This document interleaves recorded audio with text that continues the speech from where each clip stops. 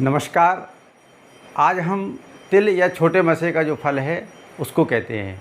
तो पहला तो ये है कि तिल या मसा यदि लाल रंग का हो तो वो शुभ होता है, और लाल रंग से हटके दूसरे काले रंग का होता है, उसका फल जो है हम यहाँ पे पृथक से बता रहे हैं। आइए श्रवण करिए। सबसे पहले हम बताते हैं कि तिल के शुभ स्थान कौन कौन से हैं और कौन कौन से तिल शुभ होते हैं। ये जो है हमारा जो अंगूठा है, ये अंगूठा है, ये तर्जनी है, ये अनामिका है, मध्यमा है, ये अनामिका है, और ये छोटी उंगली है। इन चारों उंगलियों में जो साइड वाला पोर्शन है, ये बगल वाला पोर्शन, ये देखिए, ये बगल वाला है ना, ये साइड में, इन साइडों में यदि तिल कहीं भी हो तो चाहे वो काला तिल हो चाहे लाल तिल हो, अत्यंत शुभ होता है। यानी कि कहने तात्पर्य ये है कि जैसे हमारा पंजा है, इस पंजा में ये साइड है, एक साइड ये है, ये इधर साइड है, एक साइड ये है, ये जो है साइडें हैं। ये तो है सामने का पोर्शन, यहाँ नहीं बल्कि साइड के पोर्शन में यदि मान लो कोई सा भी तिल हो तो वो जो है शुभ होता है। आइए उसके अलग अलग फल क्या हैं बताते हैं। यदि अंगूठे के बगल में तिल हो तो बहुत यात्राएं करता है, तो स्वाभाविक यात्राएं या तो व्यापारिक उद्देश्य से करता है तो वो शुभ फल माना जाएगा, या धार्मिक यात्रा करता है तो भी वो शुभ फल माना जाएगा, क्योंकि बिना कारण के कोई यात्रा नहीं करता है। इसी प्रकार यदि तर्जनी में हो, तर्जनी मतलब ये वाली उंगली, यदि इस तर्जनी के बगल में हो तो वो धनी होता है, लेकिन साथ साथ में वो दूसरे से द्वेष भी रखता है, माने बैरभाव भी रखता है। इसमें दोनों गुण पाए जाते हैं। जिसकी तर्जनी के बगल में यदि तिल होता है तो धनी भी होता है और दूसरे से बैरभाव भी रखता है। यदि मध्यमा माने बीच की उंगली में हो तिल, वो भी बगल में, तो वो शांत होता है, सुखी होता है। ये तो स्वाभाविक है, जो शांत मन है वो तो सुखी है। तो मध्यमा में बगल में बहुत श्रेष्ठ कहा गया है। इसी प्रकार अनामिका, अनामिका माने ये आपका ये वाली उंगली, इसमें जो है यदि बगल में कहीं भी तिल हो तो विद्या और लक्ष्मी दोनों उसके पास होती हैं। प्रायः ऐसा बहुत कम पाया जाता है कि जिनके पास विद्या और लक्ष्मी दोनों ही हों। किसी के पास विद्या अच्छी होती है, लक्ष्मी जी की कृपा उतनी ज़्यादा नहीं होती है, और किसी के पास लक्ष्मी अटूट होती है लेकिन उनके पास विद्या का अभाव रहता है। लेकिन जिनके अनामिका में, यानी कि जो अनामिका है, इसके बगल में यदि तिल हो तो वो दोनों वस्तुओं का लाभ प्राप्त करता है। वो धनी भी होता है और विद्यावान भी होता है। इसका कनिष्ठिका, कनिष्ठिका मतलब सबसे छोटी उंगली, यदि उसके बगल में तिल हो तो धनी और संतान सुख दोनों प्राप्त होते हैं। इसी प्रकार यदि हथेली में भी तिल हो, जैसे किसी किसी की जो हथेली है, इस हथेली के संपूर्ण भाग में, ये हथेली है यहाँ से लेकर यहाँ तक, ये पूर्ण, इसमें कहीं भी तिल हो, इस हथेली में कहीं भी तिल हो, उसके पास लगातार पैसे की आमदनी के सोर्स बने रहते हैं, ये हमारे शास्त्र कहते हैं। इसी प्रकार यदि कानों में तिल हो तो उसको सर्वसिद्धि, सर्वसिद्धि से तात्पर्य यह है कि जो काम वो हाथ में लेता है वो पूर्ण हो जाता है, संपूर्ण हो जाता है, माने वो अच्छी प्रगति होती है ऐसे व्यक्ति की, तो ये सर्वसिद्धि कहलाती है। जिनके गाल पर हो तो वो सुंदरता, सुंदर होते हैं वो।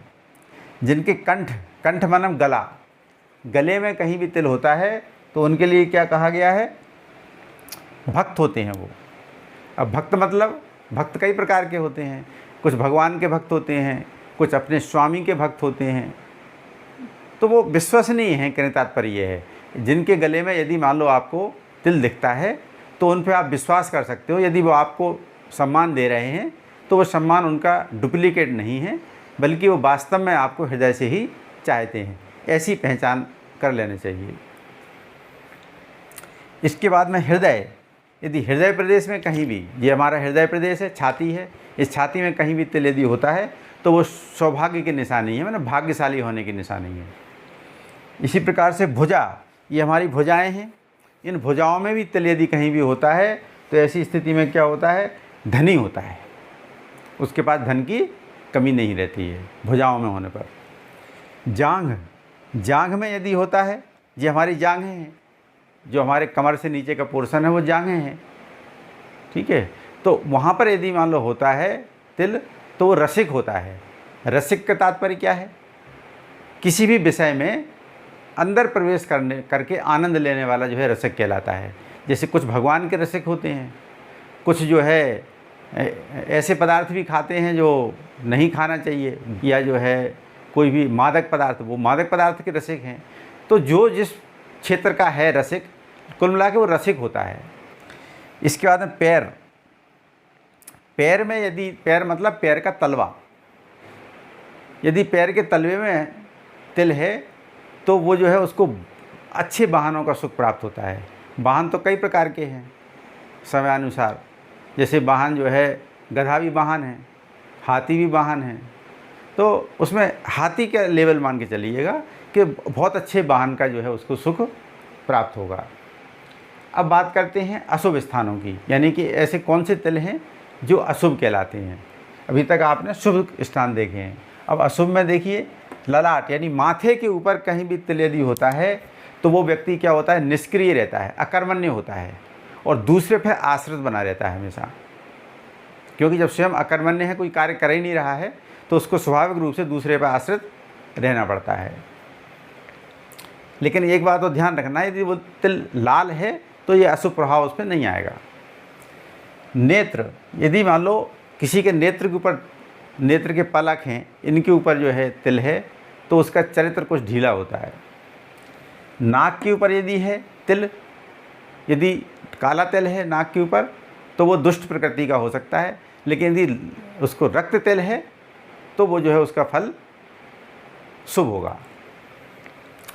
नीचे वाले ओंठ में, यानी हमारे जो ओंठ हैं, इसका जो नीचे वाला ओंठ है, जो ऊपर वाला ओंठ है, नीचे वाले ओंठ में यदि तिल होता है तो ऐसी स्थिति में क्या होता है, मनुष्य लोभी प्रकृति का होता है।